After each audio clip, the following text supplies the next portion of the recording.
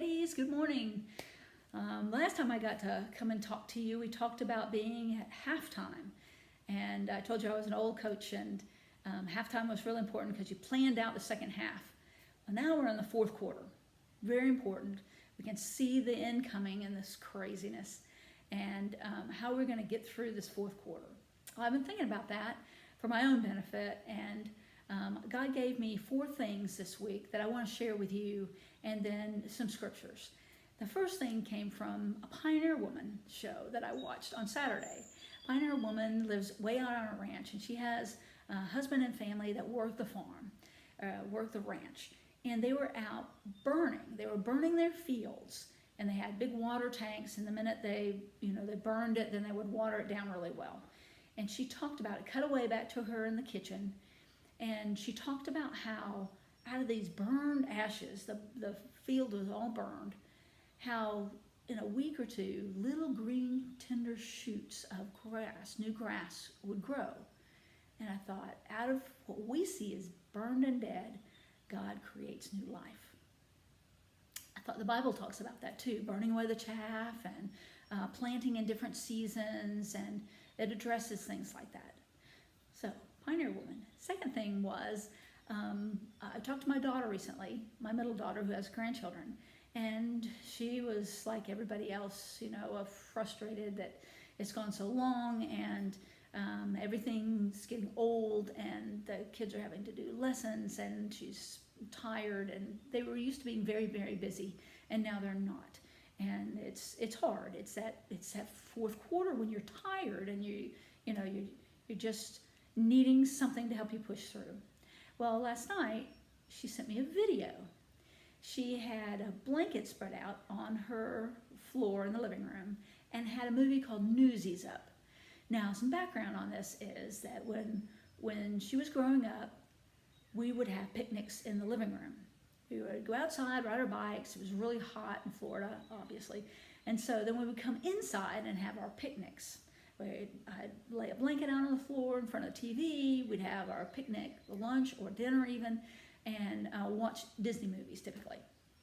This is one of her favorites, Newsies is. It has Christian Bale in it, who sings and dances, so it's worth looking it up for that.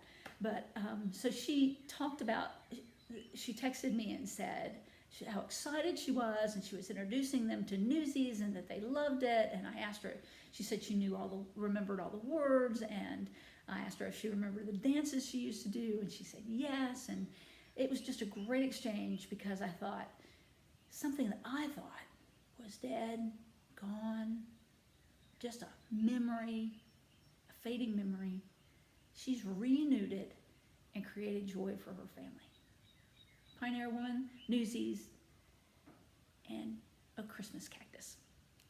I lost my mother about a year ago. It was very fast.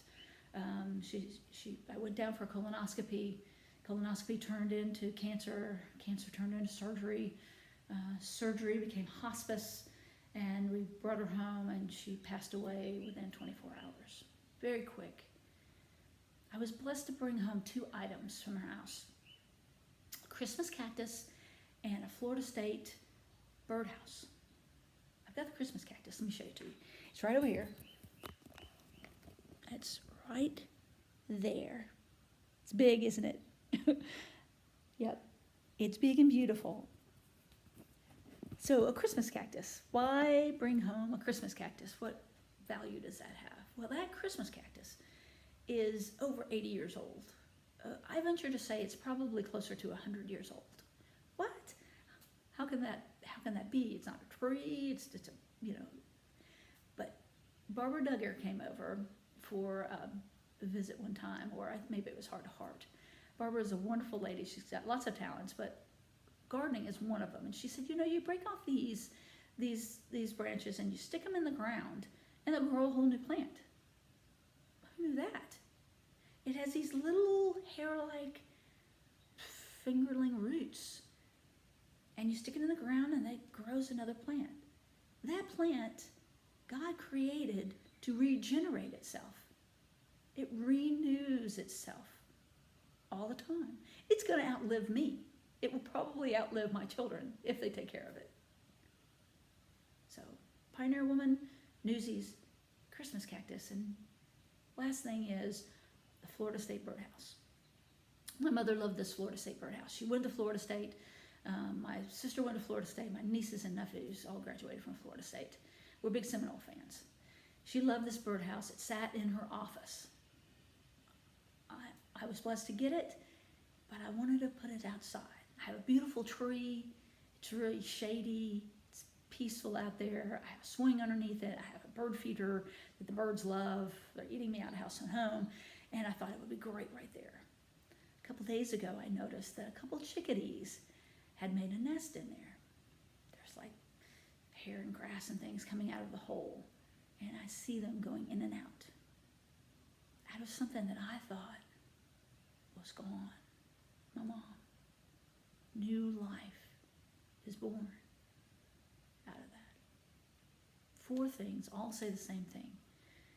God renews us. He gives us a spirit of renewal. It's all around us. A couple scriptures, and then we're done. Jeremiah 31:25. The weeping prophet, Jeremiah. I will refresh, I being God, I will refresh the weary and satisfy the faint. Are you feeling faint? God's got you. Hang in there. Isaiah 40:30 and 31. This one you might recognize. Those who hope in the Lord will renew their strength, soaring like eagles. Now, there are lots of eagles in Florida, and they fly miles in the air. Miles. Let that soak in. Miles in the air. I can't see for miles. They soar. We can soar. The Lord will renew our strength because we hope in Him. We will run and not grow weary, and we will walk and not faint. See what God did there? He gave Isaiah this inspiration that those who are able to run won't grow weary.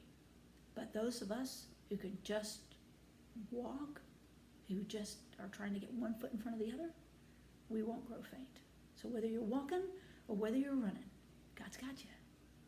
We won't grow weary. We won't grow faint.